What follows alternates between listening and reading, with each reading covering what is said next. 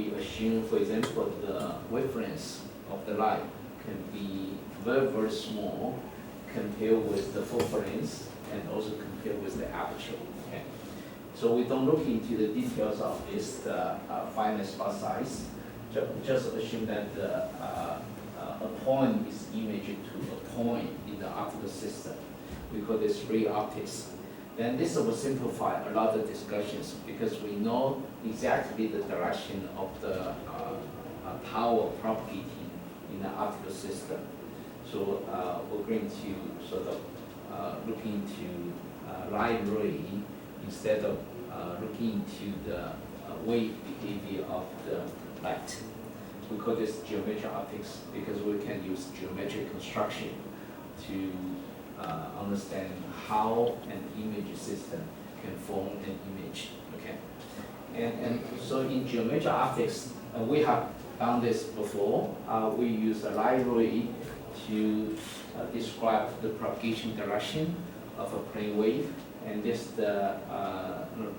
line is perpendicular to the wavefront of the plane wave, and at one interface, the light ray will follow the Snell's law. Okay, if we understand that the light ray is along the wavefront propagation direction, then it follows this Snell's law. And quite often that if we just look into the optical system along some axis of the system, then we always talk about a small angle. We always talk about a small angle in the optical system, right? For example, if I have an image system that a telescope is big, then we talk about the light ray along the axis of the optical system, then this angle can be quite small. So Snell's law can be written into n1 theta 1 roughly equal to n2 theta 2. And this is the unit of radians. So this is the approximation we'll usually adopt. We call this paraxial ray. Okay. If we consider paraxial ray in the optical system, then Snell's law is written into this expression. And this is something that we often adopt in the optical system. All right. And so this is an optical system. Look into this. You have some object here, and then you have an image here. Okay, so this is typical optical system, and you have optical elements image this onto this image plane.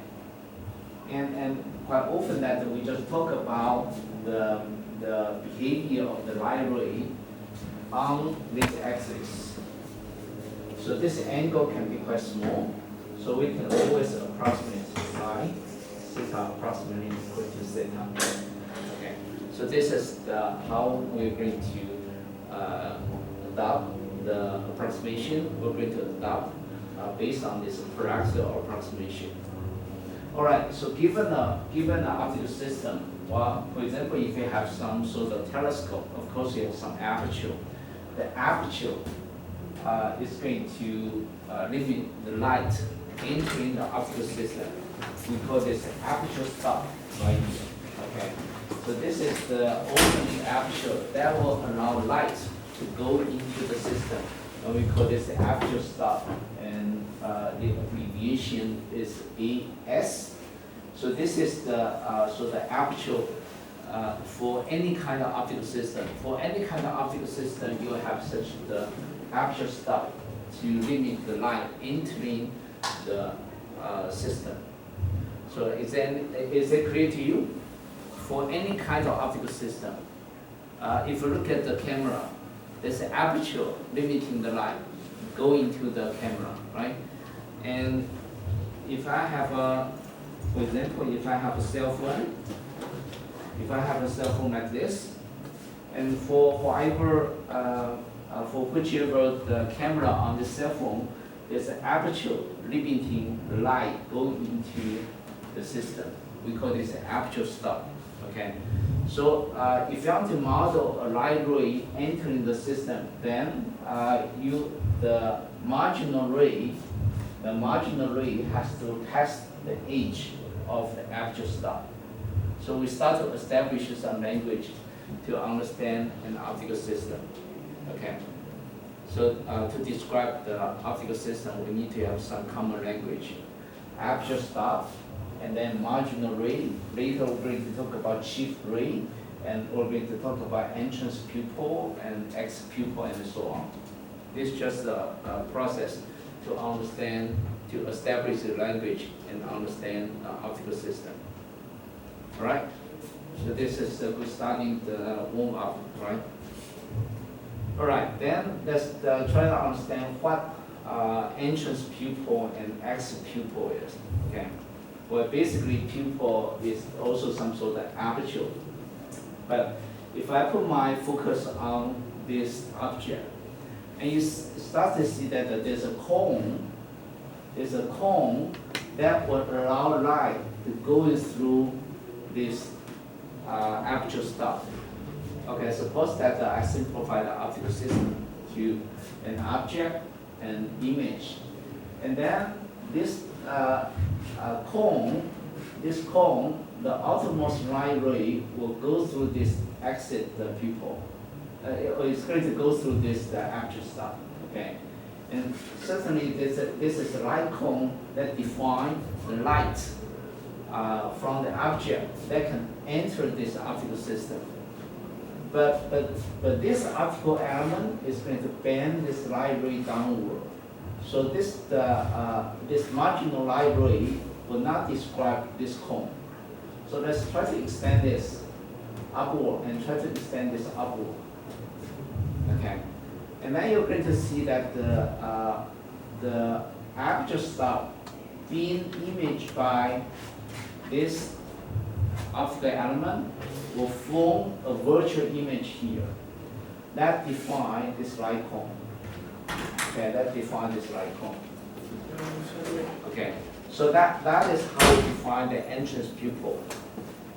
Okay, so if we extend this marginal light going this direction, for all the light within this light cone is going to enter the aperture stop. So this is continuous. And the image of this, the center of the aperture stop will be imaged to the center of this entrance pupil. So this help people, help the optical engineer to design an optical system. Okay, so the entrance pupil basically defines a light cone from this object, within which all the light can enter this aperture stop. So the way to find this entrance pupil is to sort of project this aperture stop to this optical system preceding this aperture stop, and then you find the image of it to define this entrance pupil. Okay. Is there any question about this? I hope this is clear to you.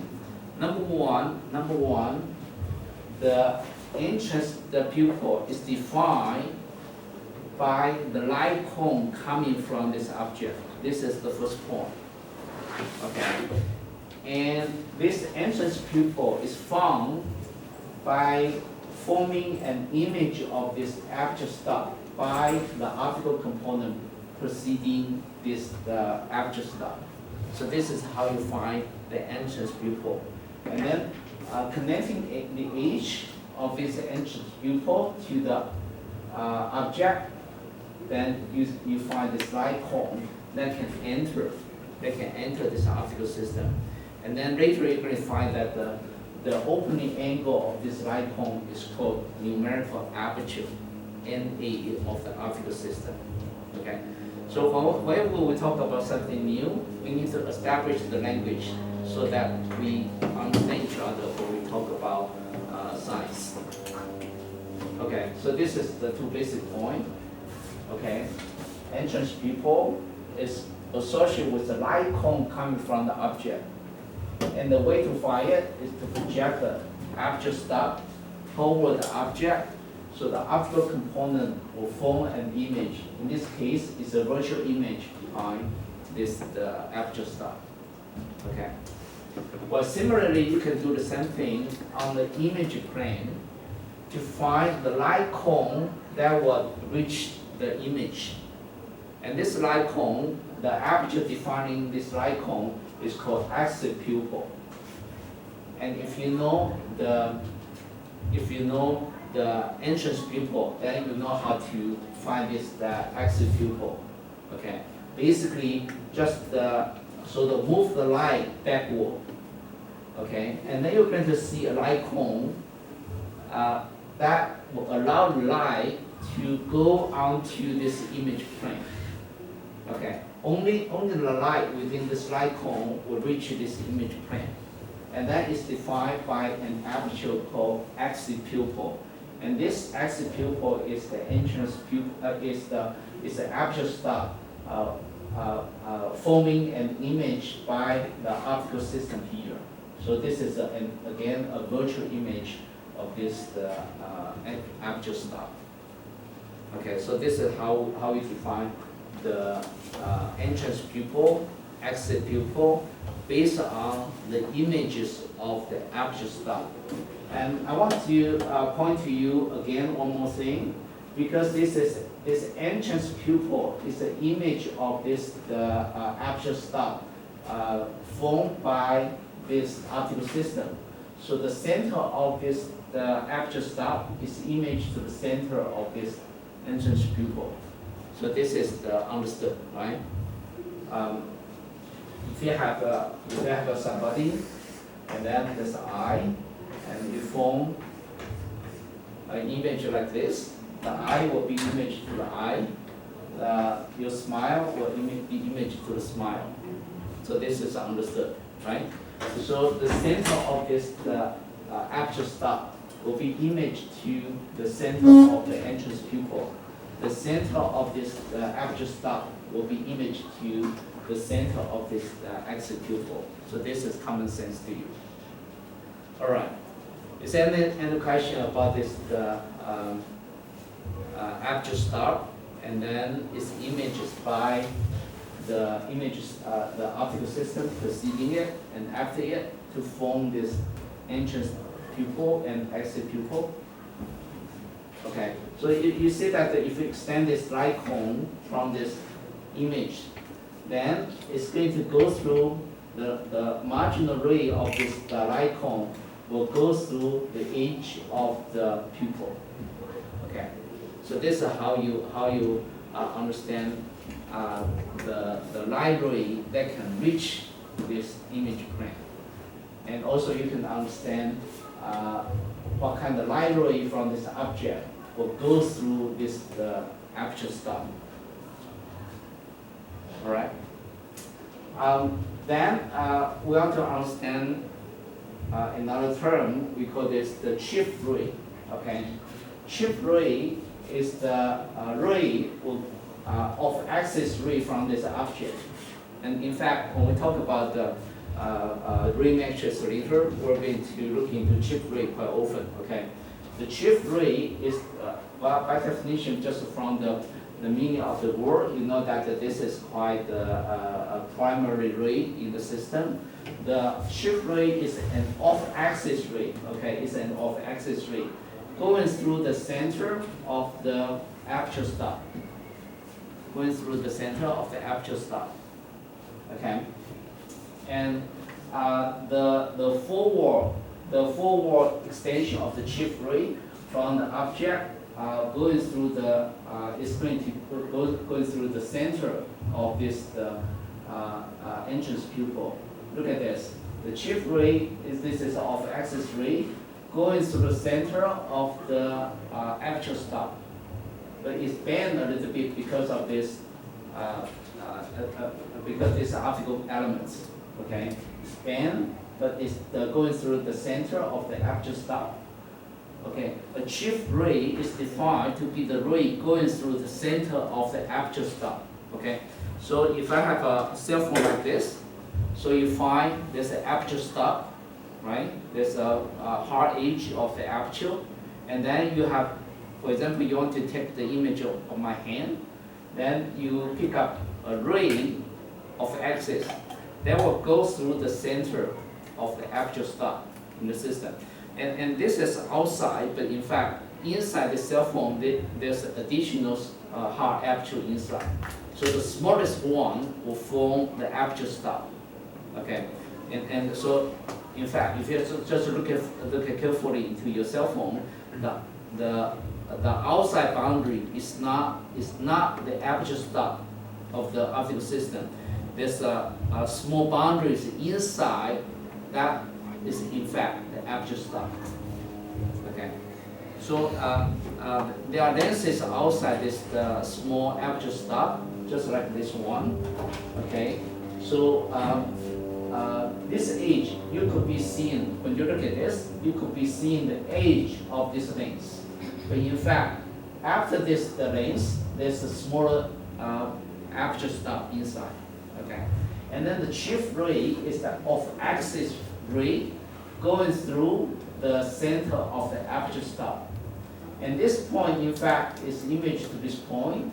And so if you extend, this chief ray is going to go through the center of the entrance pupil. Okay, but if you for this one, if you going through the center of the actual stop, and then bend by this optical element after this actual stop, and then if we move in the backward direction, because this point is imaged to the center point of the axial pupil, so the backward extension of this chief ray is going to go through the center of this axial pupil. Okay, so this is how you trace the chief ray in an optical system. Okay, let's go back to the previous page. It's more complicated. Now you have optical element before this actual stop, and you have optical element after this actual stop. So now let's try to find the entrance pupil. Let's try to find the entrance pupil. Well, take this actual stop, and then form an image by this optical element. And in this case, you find a virtual image here that defines your entrance pupil. So if you take the edge of this entrance pupil and run it backward, it's going to define a cone right here that will accept the light entering the optical system. Okay, and then now if I want to find the cone, the angle of the light cone that will reach this image plane, you take the image of this actual stop formed by this optical system after this actual stop, and then you see a virtual image here that defines a light cone that can reach this image plane. Okay, and again, this point is imaged to the center of entrance pupil by this optical element. And this point is imaged to the center of the axial pupil by this optical system. Okay, so now let's pick a light ray like this. And this light ray, if this light ray goes through the center of the actual stop, then we call this chief ray. Okay, and this chief ray is going to reach this image plane. And if you take the forward extension of this chip ray, you're going to reach the center of the entrance pupil. Okay, but if you take the extension of this ray from the image plane along backward direction, it's going to go into the center of the axial pupil. So this is how you construct the light ray in the optical system. And the marginal ray will go onto the edge of the entrance pupil. Okay, this means that this ray outside this cone will not be able to enter this optical system. So this is sort of the languages optical engineer will have to establish first for discussion. Okay, and then. Well, in this class, because we are in engineering school, in electrical engineering, we sort of sort of struggle between physics and also the concept, okay, engineering concept. So it turned out that we need to have some compromise in the materials. This means that you have to go back to study the textbook a lot by yourself, okay? I will introduce a concept and then just extract the useful calculations and formulas and tell you the concept. But then your textbook is very, very detailed, okay, in optics physics. So make sure that you study it. And then I think last Saturday, I provided you the homework assignment number 1, consisting of, I think, 9 problems. And those problems are quite simple and straightforward. You can sort of do those problems as exercise and when you read the course materials. Okay. And how do we send you these exercises? We solve them, we write them on the paper, and we scan them and we send them to you? Yeah, just scan it and upload it to E class, and the teaching assistant will be able to correct your papers. Okay. And the textbook we are using is an old textbook, and the problems, some problems are marked with this symbol, and some problems are not marked with this symbol. For problems marked with this, for problems without this mark, we'll have solutions in the end of the textbook. Okay, so I try to pick up the problems with this, so that you don't easily copy everything from the back of the textbook. But overall, I think the problems are quite, I would say relatively easy compared with the problems in the electromagnetic textbook. Okay, so usually you can quickly finish everything, perhaps within half a day, even though you are given like a whole week to work on that. Okay, but it's important that you read through the textbook for a lot of details, so that you sort of keep up with the course materials. Within a finite lecture time, I can only sort of extract important things for you. So the textbook is quite important. All right, so this is sort of some common languages the textbook want to establish with you before it describe anything further. Now, when we pick up lens, okay, I have a sort of toy box.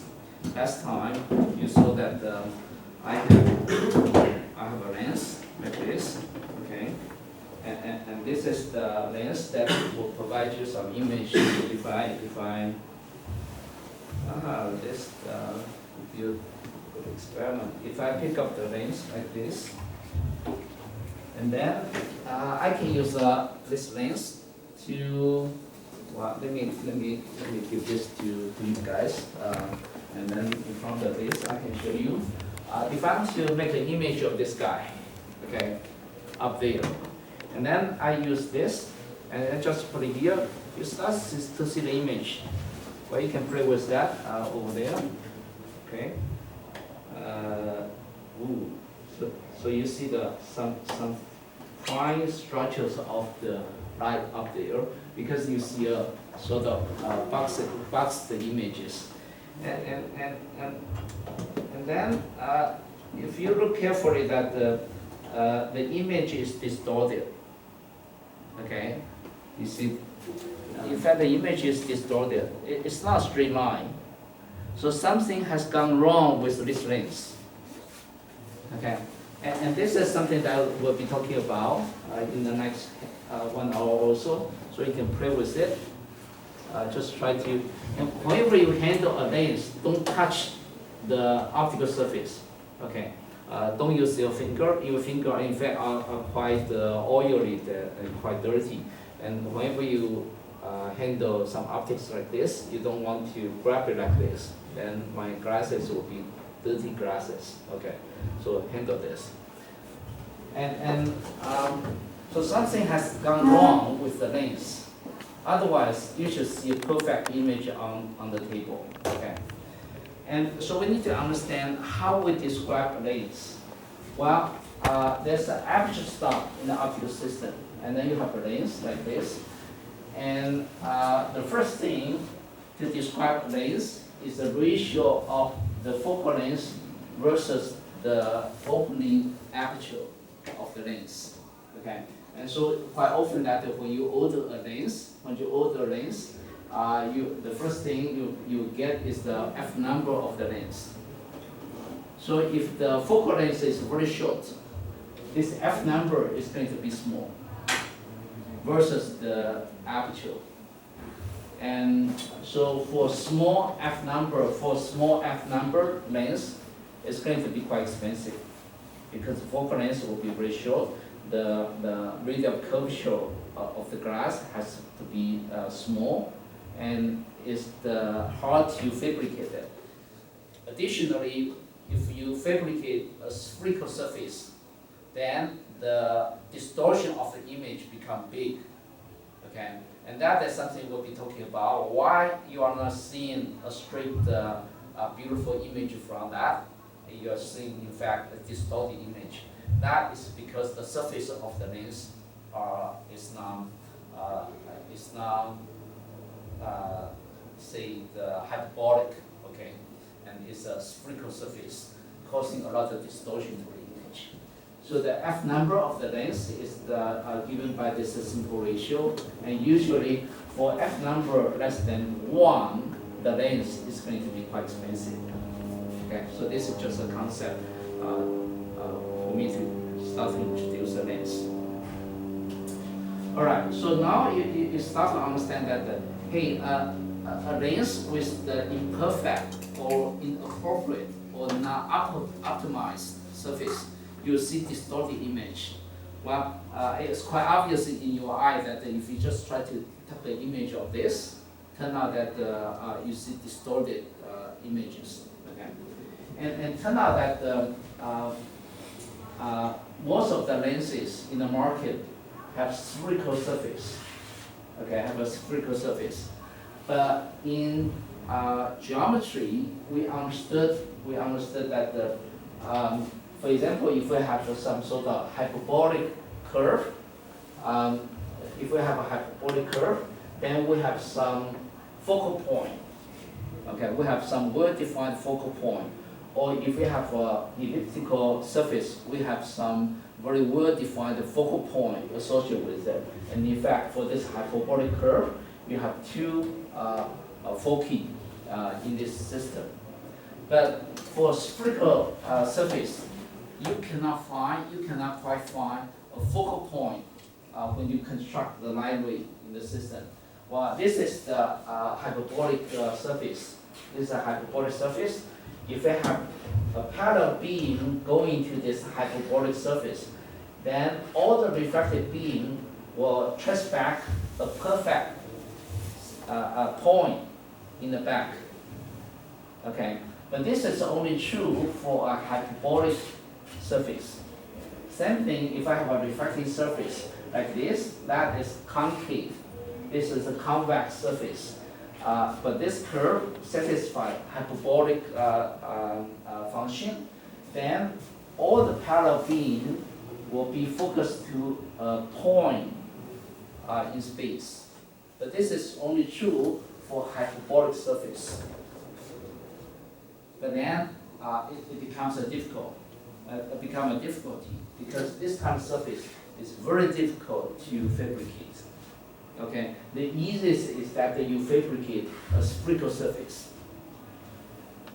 So if you fabricate a spherical surface as a lens in your hand, then only the surface close to the optical axis, close to this surface, will give you a focal point at approximately half of the radius.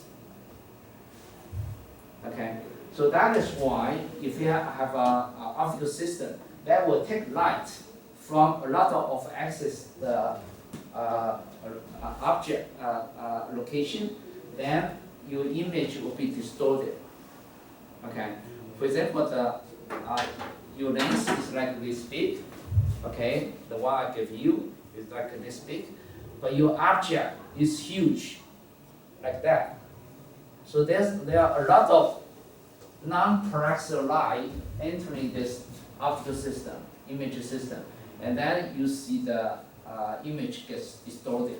It's not a straight line anymore, and then you're going to see that the image gets smeared out off axis.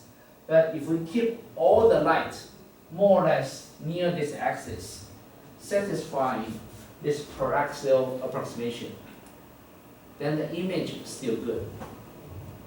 Okay, so this is trade-off. If you want to have the simple fabrication of the lens, then you have to keep all the light ray close to the axis so that the image quality is still good. And of course, some people went through very meticulous process to fabricate those hyperbolic surface mirror. We call this a spherical mirror or lens to improve the quality. Okay, if you have a microscope objective, very small one, that is very close to some sample, then you will be taking a lot of axis light. Then the surface of the micro objective lens is not going to be spherical surface. Okay, it is either a hyperbolic or parabolic surface, and usually there are many lenses inside, just like this one, in fact, there are several lenses inside. There are not spherical surface. Okay, and the Taiwanese company, the Logon, is really good doing this, and so Logon dominates the iPhone lenses in this industry. All right. Is there any questions so far? Now it's all conceptual kind of explanation, but later we're going to go into some details. But the conclusion of this, the conclusion of those things are detailed in your textbook. Okay, your textbook in fact went through a lot of geometric calculations to construct those lines for you. But I assume that those curves were given to you in the high school already, so you can go through this by yourself. Okay, so you see that we'll be dealing with the imperfection of the optical lenses. All right, the imaging, again, in your high school, you went through this formula, but we're going to rederive it. When you went through this image condition, we call this lens low. This S0 is the distance between the lens and the object. Okay, it's the distance between this, well, a lens. A mirror sometimes can be considered as a lens if you just fold it. Okay, if you just make the light ray going back onto the other side of this optical element, then this optical element becomes a lens. Okay. So basically,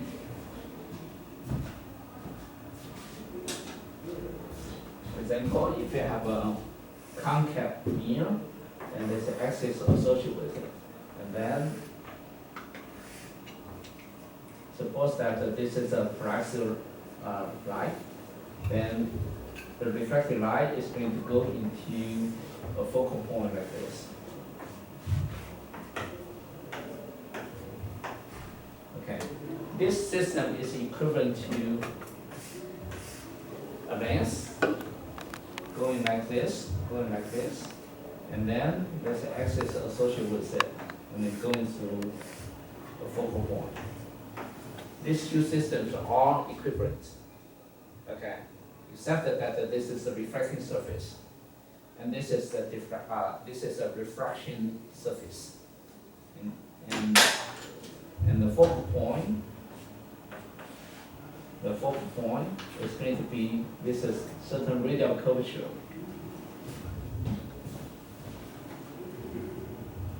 Let me use color marking.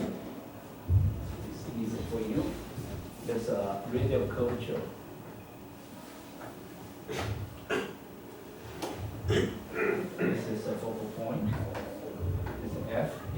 3 minus r over 2.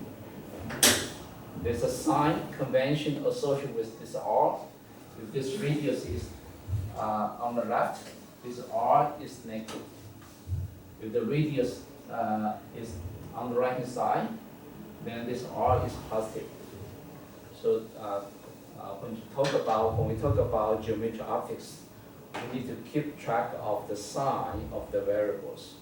So be careful. We're going to summarize this in a moment. Okay. But these two optical systems are the same. Okay. So when you have this, you can use geometric construction to derive this. This is called length law for imaging. Okay. S0 is the distance between the object and the lens, and S1 is the distance between the image and the lens, and this F is the focal length. Okay. And on the right hand side, if this focal length is on the right hand side, we usually put a prime here. Okay. If the focal length is on the left hand side, we don't use this prime. So this is the convention adopted by your textbook and also in my handout. All right. So you can form for example, this guy can form a real image here that is upside down. Okay, and left and right switch. And you can also form a virtual image, okay, within the distance of the focal length. So it depends on how you set the object distance to get the image distance. And then you see that the sum is magnified and sum is reduced. So we have, we'll be talking about magnification ratio. We call this linear magnification. But then you can see that some angle of the ray is quite steep, and some angle of the ray is more smooth. So we have two kinds of magnifications. One is linear magnification. The other is angular magnification. Okay, that will be different when we talk about image system. And later we're going to go into the details of the calculation. All right, so this is sort of the conceptual explanation. But I'm sure that you went through this before when you were in the high school. Right, Yichen, you learned this before, right? When did you learn that? Senior high school. In senior high school, yes. And then you draw those lines and then try to derive this. But now we're going to adopt more abstract approach by understanding the nature of image formation, and then we're going to talk about some matrix, ray matrix formalism, and then understand it. Well, basically, when I say you have an eye as an object, you'll be forming an eye on the image plane, but in fact the light coming out of this point, the light coming out from this point can be along any direction. So what is the image condition?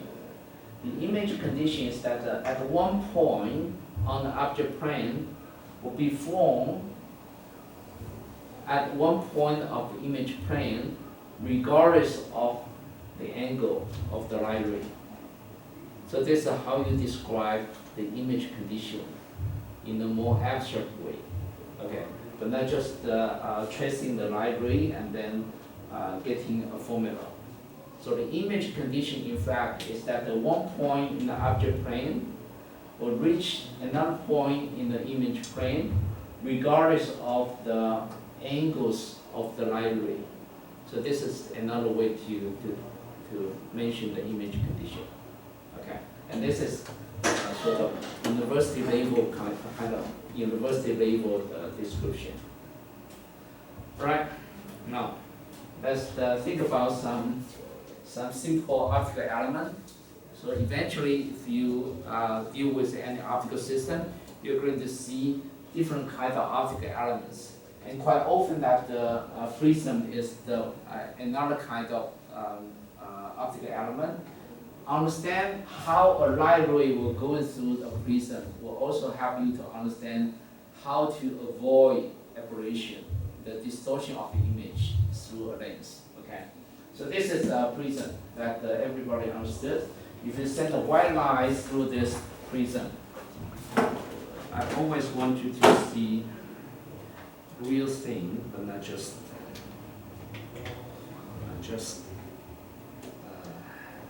textbook formulas. But I always difficulty to pull all this prism from foil glass. I'll see whether or not I'll break my finger. I don't know how to take out the prism with me, but I cannot take out. Whoever help me to take out will get some extra credit. Rush. You'll try it.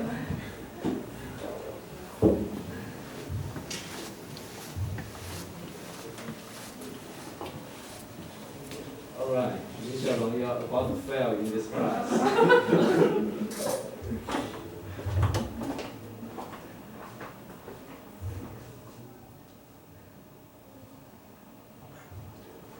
Maybe you have some.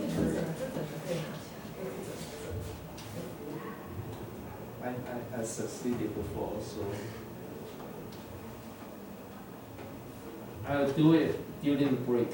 So I'll skip it now. Okay. Anyway. You ready?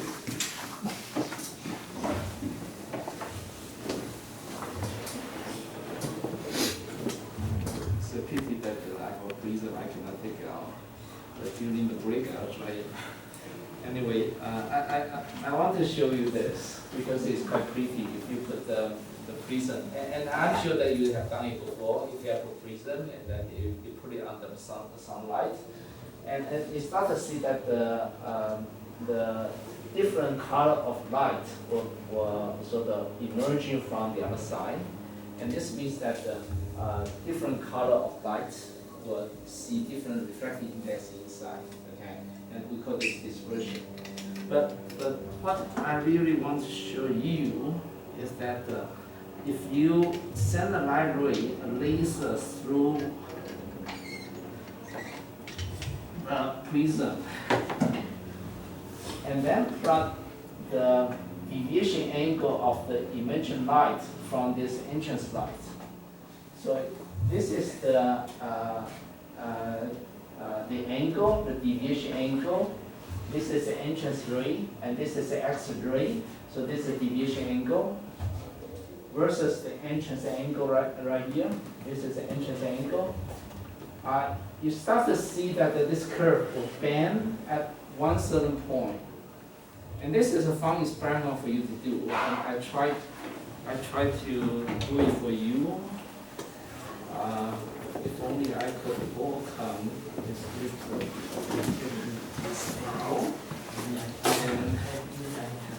Okay, anyway, I'll give this to the teaching assistant. Okay. And then we can continue this. Which one is okay? We can continue this. If you fail, I'm going to from you from this class. Anyway, so this is the fun experiment that if you change the entrance angle of your light ray by using laser, you start to see that this angle, if you increase this, to decrease this entrance angle to a minimum point, the diffracted ray, in fact, will shoot up. Ooh, outstanding. This is nice. How did you do that? You must have a very powerful finger. Okay, and in fact, I'm going to see how this is going to work. Now, another foil sleeve is quite heavy. And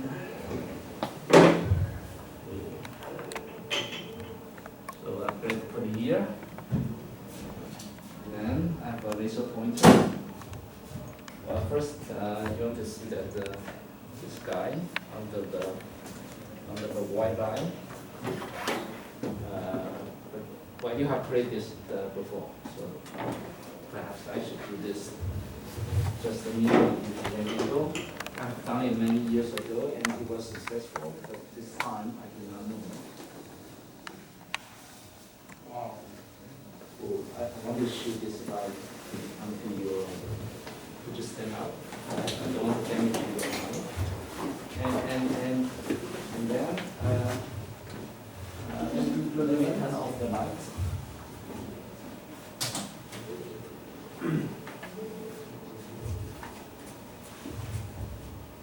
And this is laser.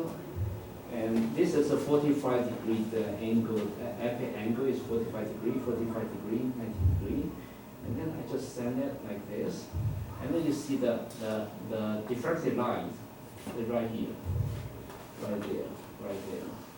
And I start to rotate it. At a certain point, I want to move it up even further so that the wood does not drop this. Okay, and I hope that you can see the diffracted line over there. All right, and then I start to rotate it.